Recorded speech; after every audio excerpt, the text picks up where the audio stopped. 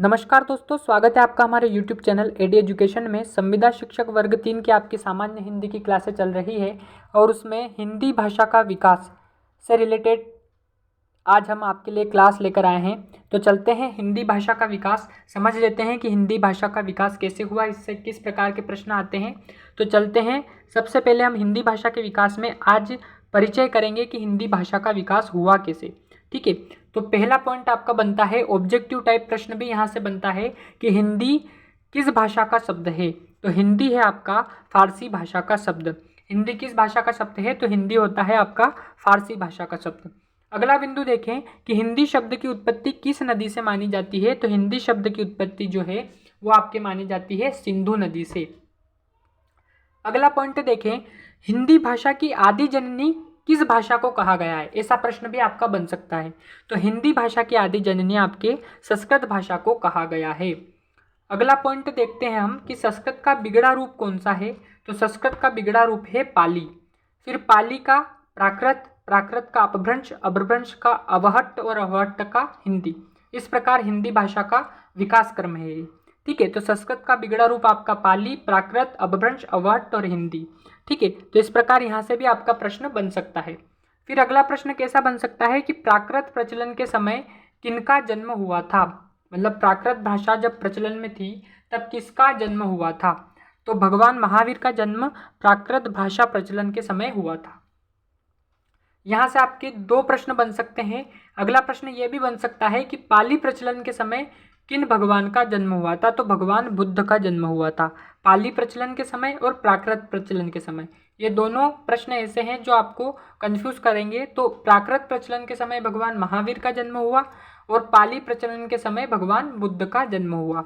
ठीक है, यहाँ से आपके 1 2 3 4 5 6 प्रश्न हमने आपको बताए। 6 प्रश्न यहाँ से बन सकते हैं।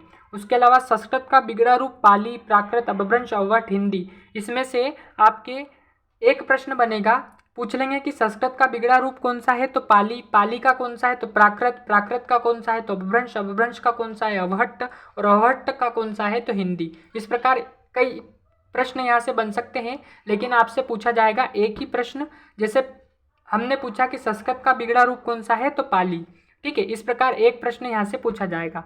तो आपके यहाँ से 6 प्रश्न हमने आपको बता दिए। 6 प्रश्न में से हिंदी भाषा के विकास से रिलेटेड प्रश्न बन सकता है। उसके अलावा बात कर लेते हैं, बहुत ही महत्वपूर्ण है अगली जो पॉइंट है हमारा बिंदु, अगला बिंदु वो भी बहुत ही महत्वपूर्ण है कि विश्व में लगभग कितनी भाषाएं प्रचलित है। ठीक है, विश्व में लगभग कितनी भाषाएं प्रचलित है। तो विश्व में है आपके लगभग 3000 भाषाएं प्रचलित है आपके विश्व में। ये भी प्रश्न आपका बन सकता है। उसके अलावा 3 प्रश्न और यहाँ से बन सकते हैं कि सबसे बड़ी भाषा मंदारिन, ठीक है, किस देश में बोली जाती है या किस देश की है। तो सबसे बड़ी भाषा जो है वो चीन देश की है। कौन सी है? तो मंदारिन। ठीक है, उसके बाद दूसरी भाषा कौन सी है। तो वो है आपके अंग्रेजी। और तीसरे नंबर की जो भाषा है, जो सबसे बड़ी भाषा है, वो है हिंदी। तीसरे नंबर की सबसे बड़ी भाषा हो गई हिंदी। तो यहाँ से आपके 3-4 प्रश्न बन सकते हैं। उसमें पहला है कि विश्व में लगभग कितनी भाषाएं हैं। तो 3000। ठीक है, और यहाँ से आपके 3 प्रश्न बन सकते हैं, सबसे बड़ी, दूसरे नंबर की और तीसरे नंबर की सबसे बड़ी भाषा। इस प्रकार यहाँ से प्रश्न आपके बन सकते हैं। ठीक है, और सबसे बड़ी भाषा कहाँ की है। तो चीन की है। और कौन सी है ऐसा भी पूछ सकते हैं कि, तो आपको आंसर लगाना है मंदारिन। ठीक है, अगला देखते हैं। अगला बिंदु बहुत ही इंपॉर्टेंट है, इस पर बात कर लेते हैं कि भाषा परिवार क्या होता है। आपसे यहाँ से प्रश्न पूछ सकते हैं, परिभाषा दे देंगे और पूछेंगे कि इसको क्या कहते हैं। यानी कि ऐसा पूछेंगे कि संपूर्ण विश्व की भाषाओं से मिलकर बनाया गया है। तो आपसे ऑप्शन में 4 ऑप्शन दे देंगे। एक ऑप्शन रहेगा भाषा परिवार। भाषा परिवार की परिभाषा यह है कि संपूर्ण विश्व की भाषाओं से मिलकर एक भाषा परिवार बनता है। ठीक है, तो संपूर्ण विश्व की भाषाओं से मिलकर एक भाषा परिवार बनाया गया है। और भाषा परिवार जो है वो भारत में कितने हैं। तो भारत में 4 भाषा परिवार है। ठीक है, भारत में कितने भाषा परिवार है। तो 4 भाषा परिवार। ये भी आपका बहुत ही इंपॉर्टेंट प्रश्न है। ये दोनों प्रश्न यहाँ से आपके बन सकते हैं। कौन कौन से हैं। तो पहला है भारोपीय भाषा परिवार, दूसरा है द्रविड़ भाषा परिवार, तीसरा है चीनी तिब्बती भाषा परिवार और चौथा है ऑस्ट्रिक भाषा परिवार। अब बात कर लेते हैं कि सबसे बड़ा भाषा परिवार कौन सा है भारत का। भारत में तो 4 भाषा परिवार है, और भाषा परिवार किसे कहते हैं, तो संपूर्ण विश्व की भाषाओं से मिलकर एक परिवार बनता है जिसे हम भाषा परिवार कहते हैं। ठीक है, तो सबसे बड़ा भाषा परिवार कौन सा है, तो सबसे बड़ा भाषा परिवार जो है वो आपके भारोपीय भाषा परिवार है, सबसे बड़ा।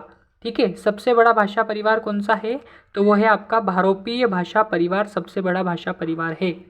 ठीक है, उसके बाद दूसरे नंबर का कौन सा है परिवार सबसे बड़ा, तो दूसरे नंबर का जो सबसे बड़ा परिवार है वो द्राविड़ भाषा परिवार, ये आपका 25% है। ठीक है, और ये है आपका 73%। उसके अलावा चीनी तिब्बती है, वो सबसे छोटा भाषा परिवार है, तो चीनी तिब्बती कितना है, तो 0.7%। ठीक है, 0.7% चीनी तिब्बती, और ऑस्ट्रिक जो है वो है आपका 1.3%। 1.3% जो है वो है आपका ऑस्ट्रिक। तो सबसे बड़ा भाषा परिवार कौन सा हो गया, 73% भारोपी भाषा परिवार।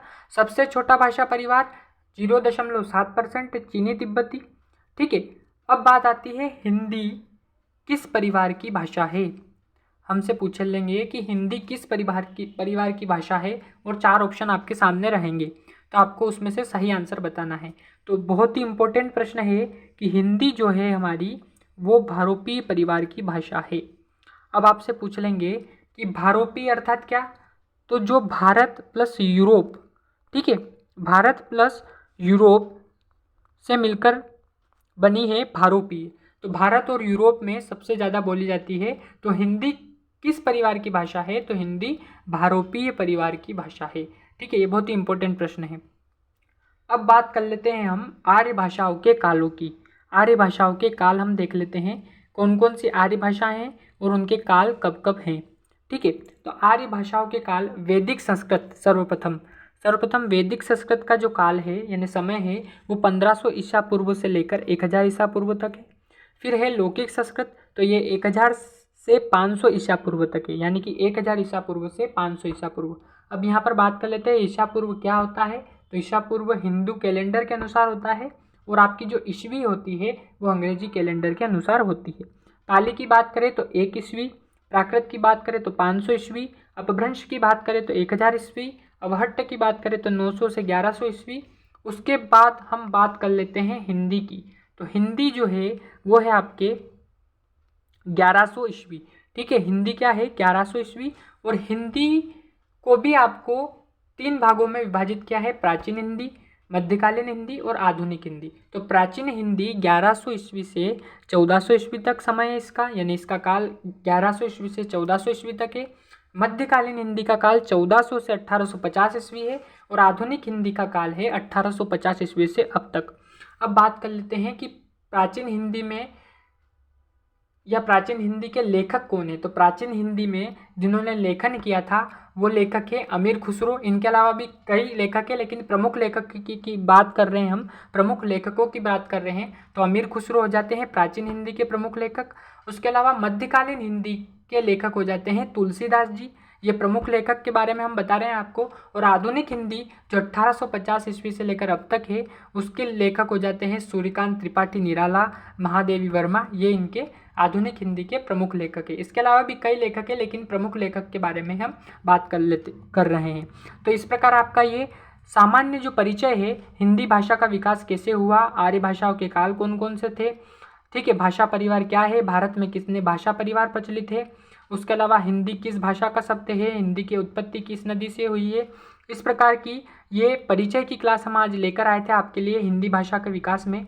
अगली क्लास में हम आपको अपभ्रंश क्या होता है, इसका अर्थ, इसका कालखंड, इसके प्रमुख कवि, ठीक है, और बहुत ही इम्पोर्टेंट प्रश्न जैसे कि अपभ्रंश का वाल्मीकि किसे कहा जाता है, तो स्वयंभू को अपभ्रंश का वाल्मीकि कहा जाता है। ऐसे इंपॉर्टेंट प्रश्न आपके लिए लेकर आएंगे जो आपके संविदा शिक्षक वर्ग 3 की एग्जाम में बहुत ही महत्वपूर्ण होंगे। तो बने रहिए हमारे साथ और देखते रहिए हमारा यूट्यूब चैनल एडी एजुकेशन। बहुत बहुत धन्यवाद। इसकी फ्री PDF आपको हमारे टेलीग्राम चैनल जिसकी लिंक डिस्क्रिप्शन में दी है, तो टेलीग्राम ज्वाइन करके आप फ्री PDF प्राप्त कर सकते हैं।